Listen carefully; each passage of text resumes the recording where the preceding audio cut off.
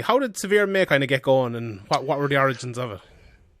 Like, no real big story. Just kind of started getting into MMA and UFC, and started like hearing about the odd Irish guy fighting, but not you couldn't really find out that much. And I remember going online and trying to find out about I think it might have been a Cage Contender event. It might have even been John Redmond and Chris Fields. There was like a lot of stuff online about that, and I kind of went searching for information about it and couldn't really find anything. And then I never really thought about it again. I don't think I even went to that. I didn't go to that event. And then there was another event on. I couldn't find information again. I was like, I'll go along. I found out where it was and got tickets and went along. And I was like, oh, there's a pretty good crowd here. Like, you know, it's there's definitely a following here. It's not just me. And so I just decided there was nothing really there. So I just decided here, I'll give this a go, because I'd already done websites in the past. Like I had when I was about like 12 or 13, I set up a Soccer AM website and like put like funny clips from Soccer AM up and had like a forum there, and like that kind of took off and that kind of took over the website. But I kind of got bored of that, like, because it's just, I don't know, same thing all the time, and kind of knew how to make a website. So I just threw something together real quick, like something very basic.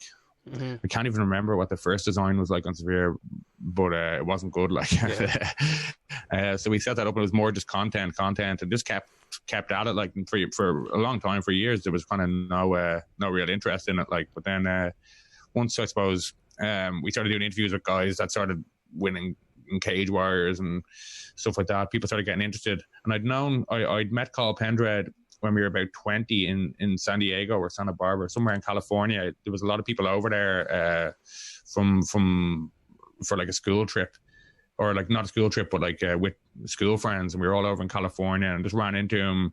How's it going? Kind of thing. Nothing really. But then somebody was saying, oh, do you know he fights? And I kind of looked into it. I was like, oh, he fights for a Cage Contender. And I sent him a message. I think I sent Norman a message. I think I sent Connor a message. A few people a message asking, oh, we come down and film you.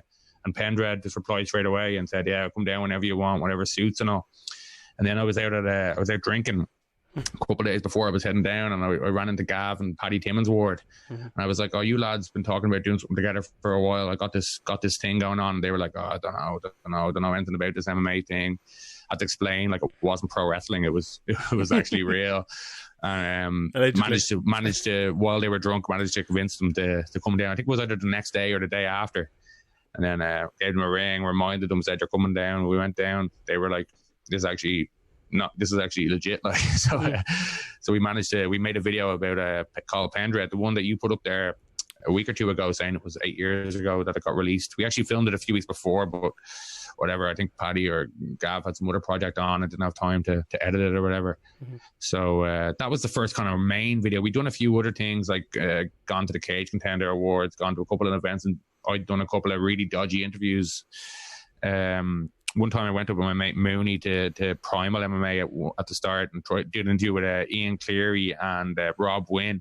And all the time the week before, my mate Mooney was like, oh, I'll be the interviewer and all. Then when we got there, he fucking bottled it and I had to do the interview.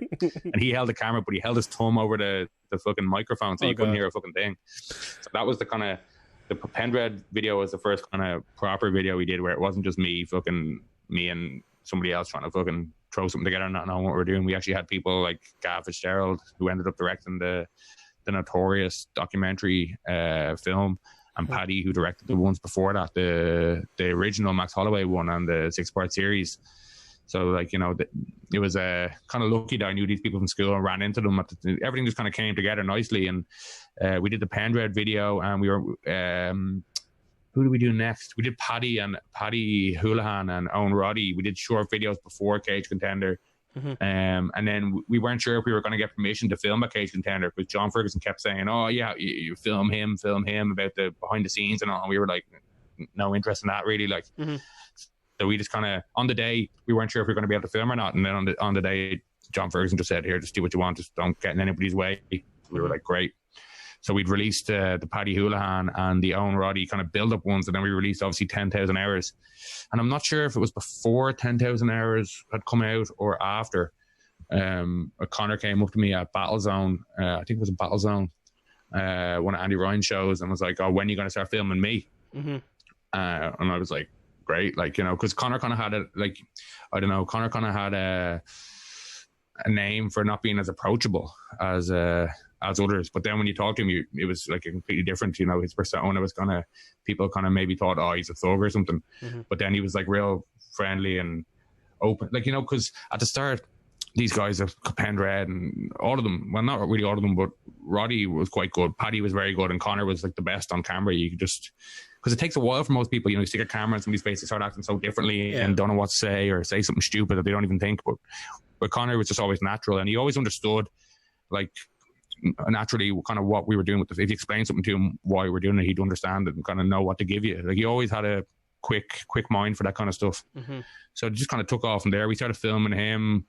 We were pitching a few trailers and stuff to like RTE and stuff like that. And I think Setanta wanted to show 10,000 hours, but they wanted to show for free. And I was just like, this is absolutely ridiculous. Like, you're going to sell advertisement on our thing for free. Mm-hmm. And 10,000 hours ended up actually there was some like Trinity College short documentary thing, and they ended up showing it and that and stuff. So it did quite well. And I think Setanta wanted it from that, but, you know, I've no interest in giving Setanta content for free. Mm-hmm. But we sent in pitch trailers to RTE and like treatments and stuff, and they had no interest. Mm-hmm. But then even when we had really good footage and really good, like, you know, we had really good stuff, but they weren't interested until after he made his debut in the UFC. And then obviously they were interested. But it was basically just sending out a few DMs, I think it was, direct messages and Facebook messages to Pendred, Norman, Conor, a few others, mm-hmm. and Cahill replying and going down. And, you know, John, obviously, Kavanagh led us into the gym to film and kind of, you know, trusted us with no background. You know, we're just these fucking guys who did terrible interviews with fucking Rob Wynn and fucking, you know what I mean? Yeah. So I suppose they probably thought it would come to nothing, and we're pleasantly surprised when the quality of the videos we were releasing. And then kind of, we obviously had much more access then because everybody wanted, come do a video on me. So we did more. We did one on Ashling. We did one on Redzer. We did one on Siri after years of trying to track Siri down. We were down there one time trying to film Siri, and he was in the middle of teaching a boxing class, and we were fucking quick interview with Andy Ryan while we're waiting, mm-hmm. and fucking Siri fucking before the boxing class even ends, he fucking legs out the back door and he's gone. Didn't he say he's knock on you too at one time? Yeah, well, that was when we did the UFC Dublin video. Yeah, we fucking went down to his gaff and we were filming with him, and he went on. It was actually a good video. Actually, went up. I think it's just called Neil Siri Prepares for UFC Dublin or something like that. Yeah, something simple like that. And went to his house and all, and he tried to get the dog to attack me, but you know. I'm a dog whisperer. Yeah, you got it back. But like, I suppose the early days as well. But you know, there was nobody there, because I suppose that, like, you know, for them they probably thought it wouldn't turn out great, but they had no real other avenue of getting their name across there. As I mentioned, there was basically no. Where I think Fight Hounds was around at the time, but hadn't been updated in like 6 months, a year, and when it was updated, it was every 6 months or a year. It was kind of. Very kind of, it was better than nothing, but it was very sporadic. Yeah. I remember recently, actually, I asked the Irish MMA fighter, did he want to do an interview? And he goes, ask my manager and I'll do it with you if he says yes. Like, how different is that from the days when you started just like, hey, here, lads, do you want to do an interview? It's still like that over a lot of the But sometimes you will get that from guys. I talk to my manager and stuff, just trying to, I don't know, just... Maybe if they don't want to do the interview, they'd kind of pawn it off like that. They wouldn't want to say no, but they just want to blame somebody else for not doing it. And how did the website part of it come in as well? With, like, you know, Pete came along, Andrew McGahan came along doing the interviews, and Niall a lot. Actually, I think the first time I met Pete, I was at Cage Contender, and John Ferguson was the owner of Cage Contender. Was notorious for like forgetting to fucking put you on the list and stuff, like just making it. You have to fucking ring him and he won't answer, and you're fucking waiting out there for half an hour trying to get in. But I managed to get in, and I was inside, and PT came in with one of his mates or somebody he knew, and he wasn't on the list, and PT was like, oh, this guy will say who I am. This guy will say who I am. And I was like, I didn't know who PT was. And I was like, I don't fucking know who you are, mate, and just walked off. Yeah. And with Andrew, I was sitting cage side beside Alan Murphy, Andrew, and maybe PC. I think PC at the Cage Contender just after. I think Gunnar Nelson had just signed for the UFC, I think Gunnar Nelson had just signed for the UFC, and Norman Park had just done Tough, just got back from Tough, but nobody knew the results. And McGahan was doing like radio interviews for some reason. Yeah. And I was like, oh, we'll fucking throw you on the fucking camera and see how it goes. And he was like, oh, no, don't want to be on camera. Right. So I was like, grand, I'll just fucking zoom in on John Kavanagh or Gunnar or Norman or whatever, and then just like fully just put both of them in the frame just so we wouldn't be like nervous or whatever. That was the worst mistake you ever made, anyway. that was the start of it all. Yeah. And it's like the writing side of it. Like, it feels like, you know, the interviews were a big part of it at the start, and then obviously I came in, did a bit of writing for a while. Pete did a bit of writing for a while. Harry Williams obviously has been there now for a good while. We had the likes of Danny Segura did a few stuff, and then obviously the podcast started 5 years ago at this stage. So it's kind of like when you started, I know it wasn't all planned and such, but were you just wanting to do a few videos with it, or did you want to like get a whole website going? I'm trying to remember. I think it was just originally just to kind of give basic information about, like, if you wanted to follow what was going on. But then, you know, people like John Ferguson would say, oh, I've got this fucking fight sign, do you want to announce it? And I was like, yeah, let's go. Like, and I didn't, like, I wasn't a writer or anything, but I can write basic English, so I wrote basic English, and I always kind of like try to keep it short and just to the point. I didn't like when like somebody else have an article, you got to scroll down to find the information. I just fucking boom, 3 paragraphs, 4 paragraphs, no messing, just the actual information, you know, no real opinion or whatever.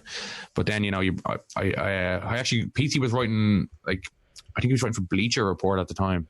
I think it was Bleacher Report, and I got onto him, and I was like, oh, do you want to do something for Severe and whatever? And he was like, yeah. And then fucking a week or two passed, and the article still hadn't arrived, and I messaged him, I think, and I was like, oh, what's going on? He's like, oh, I broke my hand or something.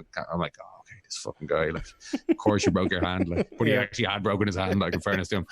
But but yeah, then he started writing for Severe, and it all kind of came together, I suppose, with like Siri, Connor, Pendred winning Cage Warriors belts. Who else? Did somebody else win a Cage Warriors belt? Chris Fields won a Cage Warriors belt. I think he was the first, actually. Chris Fields was the first to win the Cage Warriors belt, I think. Yeah. So it kind of got a bit of traction then, and people were actually interested, and you started seeing, like, you know, people were sharing, people were starting to follow Severe on social media. You had